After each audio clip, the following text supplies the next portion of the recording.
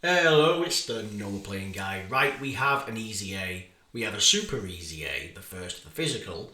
But we'll touch on this easy A first. Both of these are going to be on the same.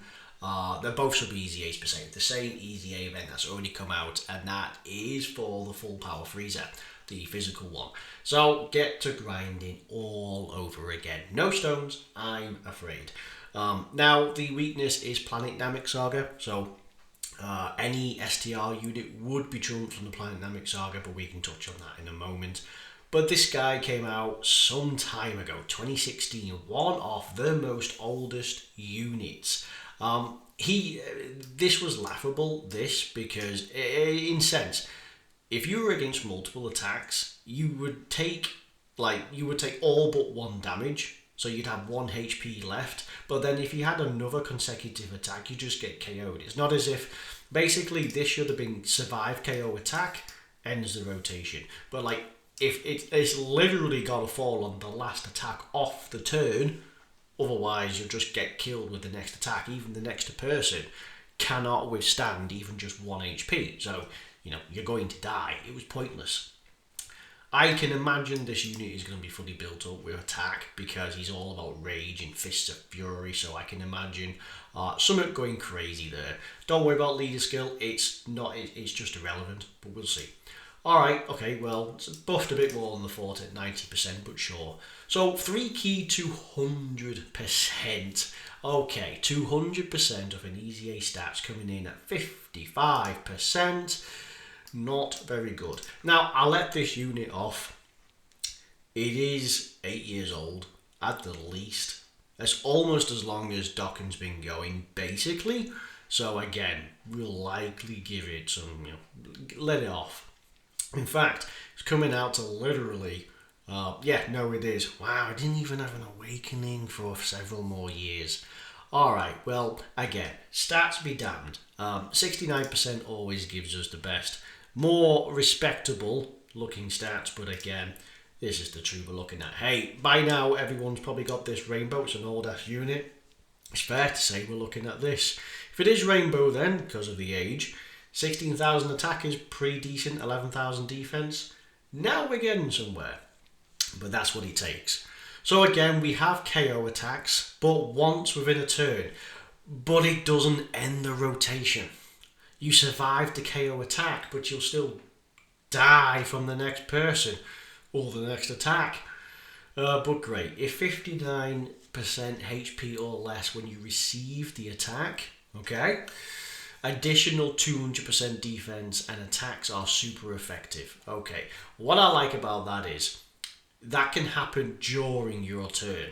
So you could have full health. Let's say you got 61. Let's say you got 41% HP smacked on you, more than basically that. You would then on the following hit maintain that. You get that on your next attack. So being able to triple your stats is really nice. If 20% or less when receiving an attack, you dodge the enemy's attack. Wow, once only. Is it just one attack? Evade enemy's attack within the same turn, and an additional 100% of stats, guaranteed additional super attack. But okay, what I want to know is this just so like when you receive an attack, you dodge, evades enemy attack. So I think you evade the enemy attack once, and then you get this. What is the super attack effect? Oh wow, massively raises attack. Now it is only still supreme damage, so it's not fantastic, is it? It's not the greatest. However, this will massively help the supreme damage, and additionals would do crazy. Think about 200%, 200%, 100%. Well, that's on a clutch scenario, but then you get a massively raised attack with these links that are definitely key in attack. I mean, look at all this. So he offensively he could be insane, but it's literally gambling, as it says here. 59% HP recovered if you survive being under 20%. Okay, That's once only. So if you do happen to trigger this, you will heal. Right. Well, of course, you've got to survive the end of the turn. I'm not really too sure if there's any scenarios where you're going to heal after you fall below that threshold. There's not many teams where that's actually going to be a thing, so we're probably okay on that. He seems... This is literally the borderline between what's good and what's not. It seems like a lot of numbers, and I would guess offensively he's okay, but again, there's just not a lot about this screams fantastic. In fact, there's more red flags in this than ever. The first red flag is this is supreme damage. It's going to massively curtail his attack. You could also... I would like guard more to be a thing. Like, why is it super effective against all types instead of guard? That might have been more.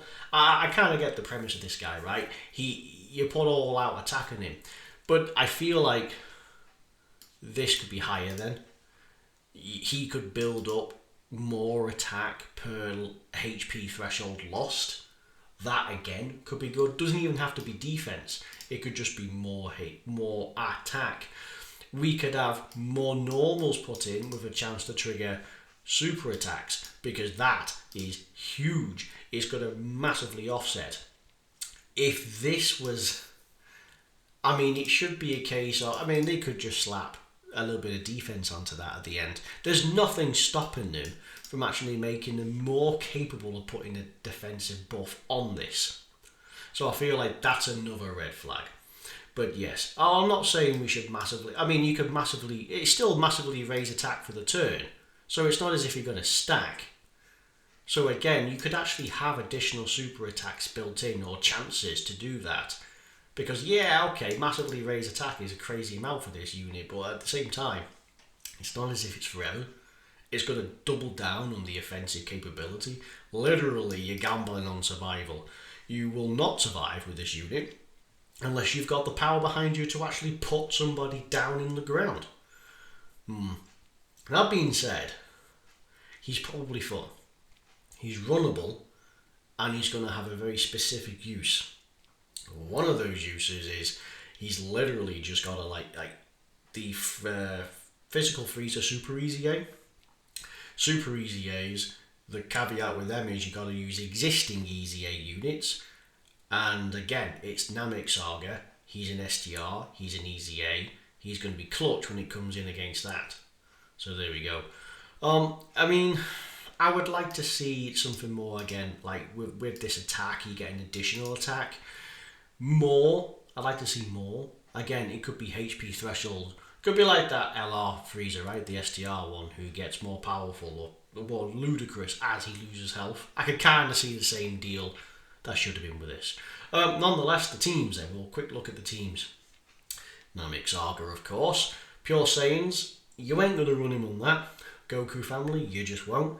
Super Saiyans, no, unless you got no alternate. Kamehameha, again, no, unless you got no alternate.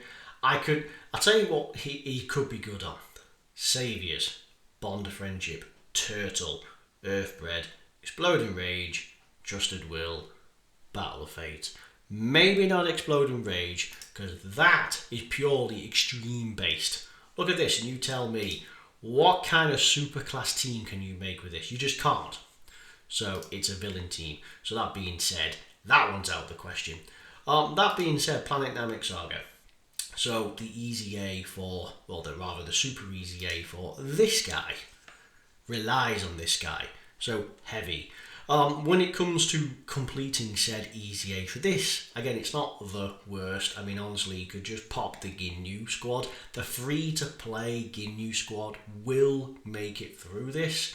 Just as even putting in this guy, because he has damage reduction against a single unit. So again, Freezer isn't going to touch him, I promise you. This is a free-to-play LR, you can easily slap in with them. If you got stuff like this unit as well, brilliant. But seriously, the Ginyu squad's going to carry. When you go into the super easy A, like these still carry. This is a free easy A, and then this guy, which you more than likely do have knocking around. So again, brilliant. You can make a team with this. That's generally not a problem. But yeah, anyway, in a nutshell, this is it. This is the new Goku. It is what it is. He's probably better than he's probably more good than he is bad. Right? There's a lot to take away from this, but there's a lot to take from him. But that being said, I kind of like it. It's unique in good and a bad way. I can see uses. It's been out a day or two, and I have seen. Well, I mean, considering that you could barely even hit 500,000, the dude's doing about 5 million. So again, it's not as if he's incapable of being ran. But don't expect anything more than... Well, actually, don't expect anything more than like a Boss Rush or Infinite History, because beyond that, he cannot perform. But other than that, he's a niche addition. He can help fill out rosters, and he can help out a lot of newer players, because chances are in the loot pool of all your summons, you've got this guy, and you've probably got him Rainbow even for newer people. So again, with that in case, he's useful for he can carry for to some degree, so it's nice. They haven't cheapskated him as well, which is nice. Like it's not like you get 150 or 170. It's a flat out 200. He has key built in, which again I don't strictly think. Well, I mean he's got these two, but again they haven't cheapskated him, so he has key, so that's nice. This is now once a turn, but again, literally, you'd have to float and die and then come back. It's not impossible, right? Because if you have him on a float and you know he's going to die and there is just one attack, it's not impossible. It's a bit situational, but you know he could clutch his way through. But anyway, yeah, that's it. That's it for this video. Nice and short and sweet, reasonable. Get it done. Shame there's no stones for this guy, but hey, it's content. Just grind it out. Just take your time. You need him for the super easy A anyway. Right, thank you very much for watching. I'll catch you on the next video. Thank you, and bye bye.